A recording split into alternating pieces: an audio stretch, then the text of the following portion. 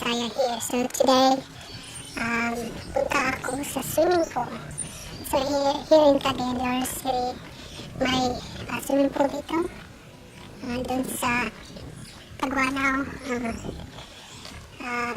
the pool, or sa lugar doon na tawag na Kagayan Resort. So pupuntahan ko sila maama doon kasi today, my nephew celebrates his 11th birthday. So, susundan ko sa doon. Kasi kakararating ko lang kanina. Makalis na sila. At kararating ko lang galing exercise ng 30 days challenge. So, pang-apat ko pa lang. Unfortunately, magsisinila sana. Kasi, sapatos ako kasi tinangay yung chinelas ko. Humanda sa akin yung tumangay. Okay, mapanood muna ko ha. Teka lang. So, kakatapos ko lang mag-upload. And then, I just got a call from my sister. Sabi niya, hindi pala sila doon sa Kagayan Resort. Nandun pala sila sa Cabula.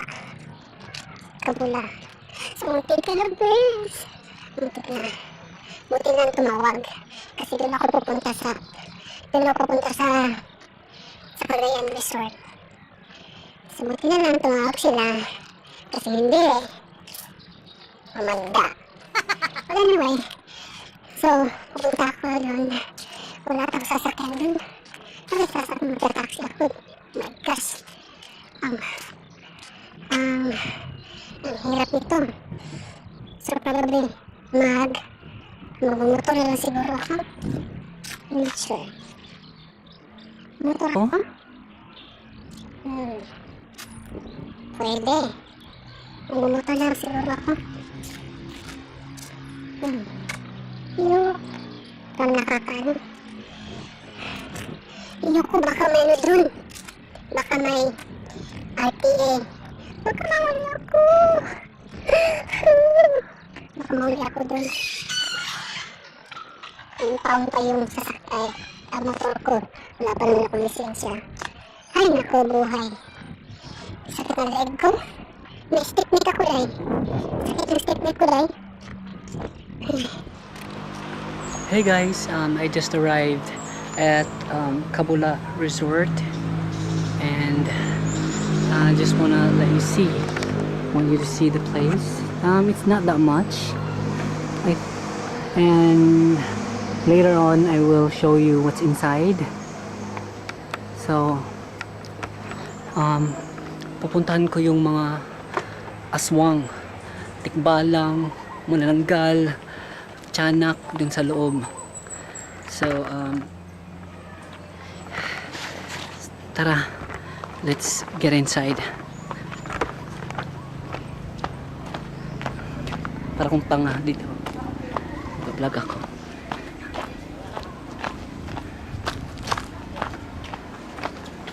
Left turn time. Ilang entrance na? 50. Isa po din. Okay na sir. Okay na, okay. 50 pesos lang. So hanapin natin yung mga aswang sa loob. Aswang, tikbalang, tiyanak, manananggal. Nasaan na sila? Nasaan na yung mga pangit na yun? So ito-turn ko yung ano. Ito. Nasaan na kayo mga pangit? Nasaan sila? Nasaan sila?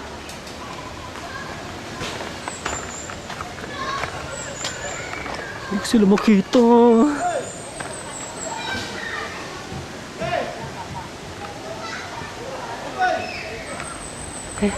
Andun sila. So, I'm not really sure. Hindi ko alam kung saan sila. Andun? Yan, andun pala. Andun sila. Let me just turn ko yung ano. Patay si Kuya.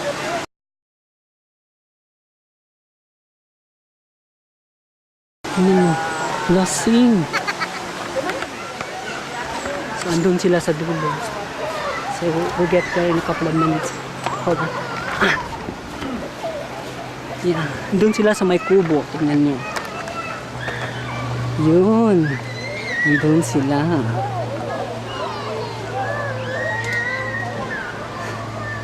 So, ew. Yak, langaw. So,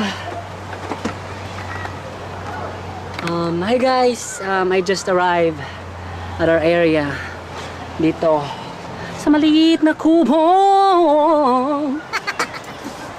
Papahinga muna ako kasi medyo asan ba ito ba? Ang dilim. So, papahinga muna ako and then in a couple of minutes papakita ko sa inyo kung anong lugar or the place. So, itutur ko kayo. This is Cabula in Cagayan de Oro City. So, kakain ako kasi wala pa akong tanghalian.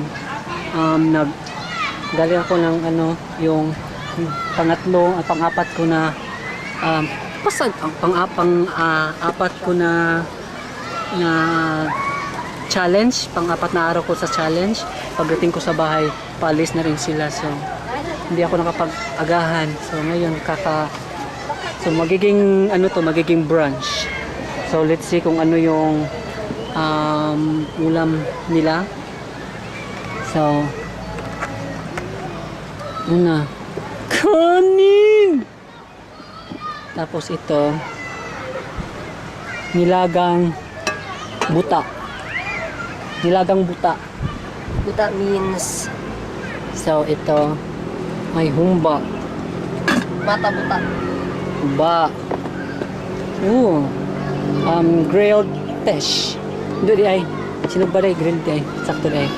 Tapos, fruit salad.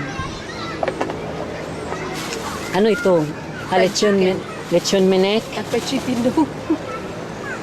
Tapos, beko. Yan ang beko. Kaduray. So, ito pa. Meron pa pala last. Yun! Kamote! So, guys, kakain muna ako. Kasi nagugutom na talaga ako. Supposedly, itutur ko kayo dito sa Cabula. But then, I'm very hungry. So, ano ba yan? Ang dilim. So, kakain muna ako. See you guys later. Hi guys. So, now I'm going to show you the place. It's not that much. So, here's the area. Yeah.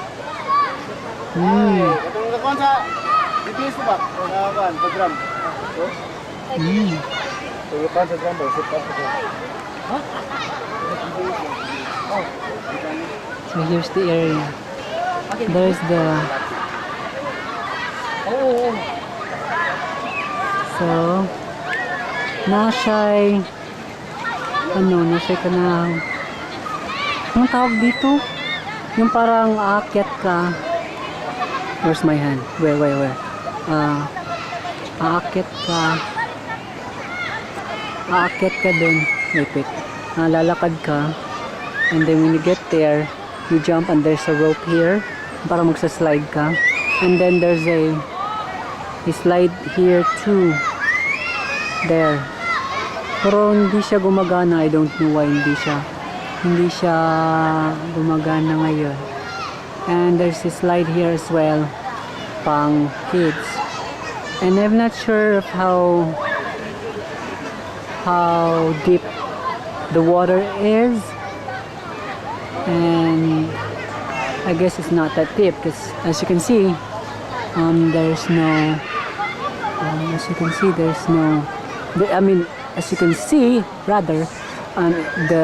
the pool is not full of water.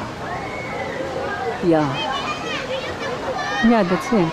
So as for the cottages, it's okay. Not pretty. It's pretty decent. No, it's good for the place, and it's about how many cottages here. I can't count. Yeah, that's it. This is this much. This is the place. So, as I've said,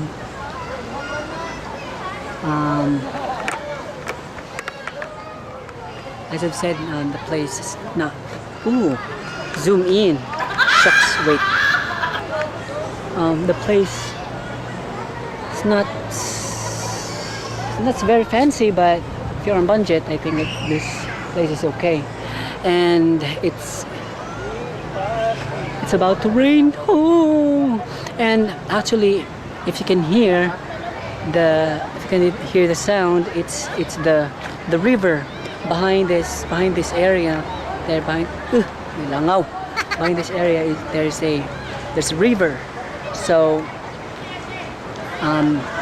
dyan, the entrance is there, and then may daan dyan, and the entrance and I mean ang entrance dyan, tapos may daan dito patungo doon, and then papunta sa river, sa Cagayan River. So kung ayaw ninyo dito sa loob, pwede kayong pumunta na lang doon sa river, kayo maligo. For me, like, I prefer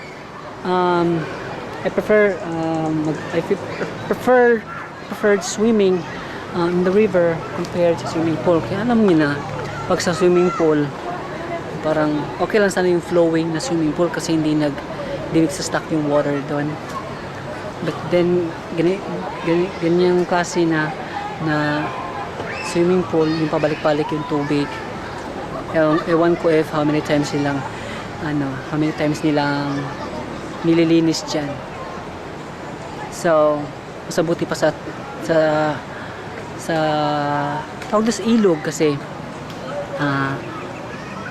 malinis pa, flowing, kahit medyo brownish yung water. Malinis pa rin siya.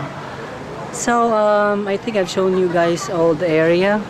I will let you see one more time. So this is the area. See, look at that huge mountain there. So cottages, the area, not that much. So malapit nang umulan, so thank you guys for watching this video, and I want to ask if gusto nyong if you want me to check out some place here in Cagayan River City, you can just comment down below, or you can message me on my Facebook or Instagram. So see you guys next time. Thank you so much for watching this video. Boy Bisaya, peace out. With all your power and love, take us a level up. You're so amazing.